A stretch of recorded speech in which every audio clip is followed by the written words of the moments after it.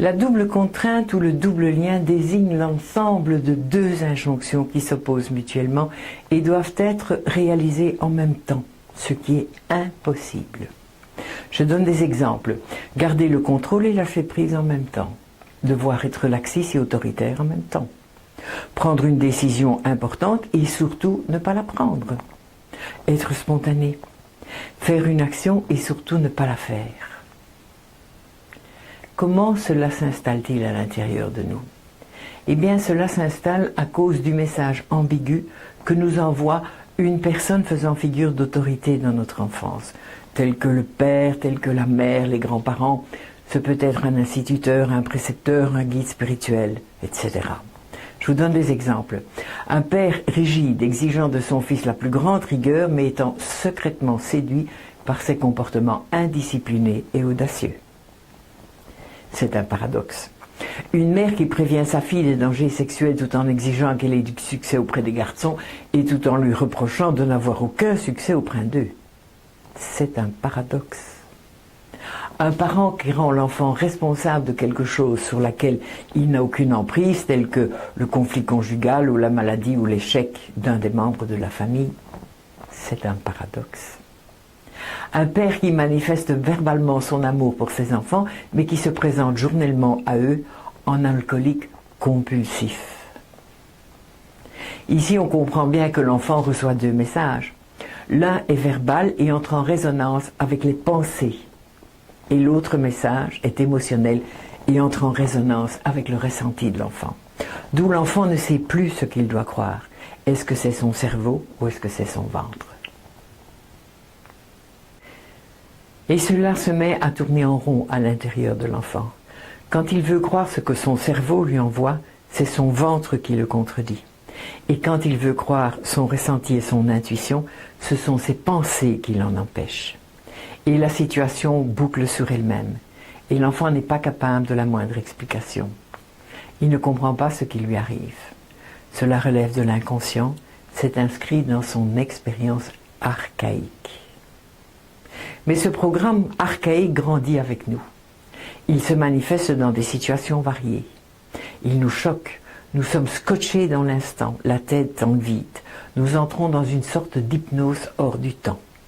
Et pour sortir de ce cercle vicieux, il faut que quelque chose venant de l'extérieur, voilà, se manifeste et nous projette dans un autre espace-temps.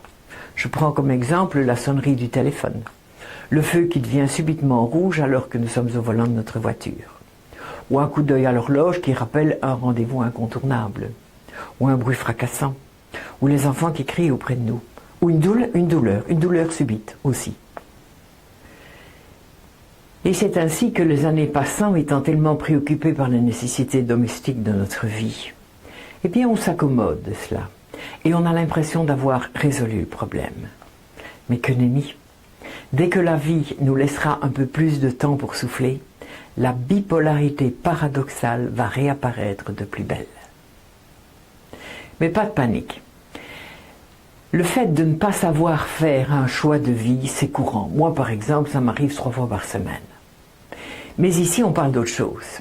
Ici, il est question d'un programme compulsif installé dans l'enfance qui exige de la personne d'exprimer des contradictions en même temps. D'où la personne doit désobéir pour obéir. Et quoi qu'elle fasse, elle est perdante. Si lors de l'expérience archaïque, le paradoxe se situe au niveau des comportements ou des capacités de l'enfant, celui-ci arrivera encore à gérer plus ou moins bien la situation, en se taxant d'incapable, de nul, et finalement il manifestera une pauvre estime de lui-même. Ou bien il va faire tout le contraire, en devenant « Monsieur, je sais tout, je suis le plus fort, je suis invincible », et cela va l'épuiser durant 50 ans. Mais on peut néanmoins mener une vie normale avec ces deux exemples. Par contre, si lors de l'expérience archaïque, le paradoxe a comme cible l'identité de l'enfant ou le sens de sa vie, eh bien celui-ci alors se sent dépourvu de toute ressource pour sortir de là. Et son seul recours est de se créer un monde imaginaire où les contradictions ont du sens, avec plus ou moins d'intensité. Alors avant d'en arriver là, voyons ce que la vie nous propose pour éradiquer ce conflit. La condition la plus importante est de s'investir à fond dans le travail, de croire en son efficacité. Parce que tester vos croyances qui prônent le doute et l'infaisabilité de la chose vous fermerait à toute modification et vous en sortiriez aigri. Et par la suite, il vous sera difficile de reproposer ce modèle à votre vigilance.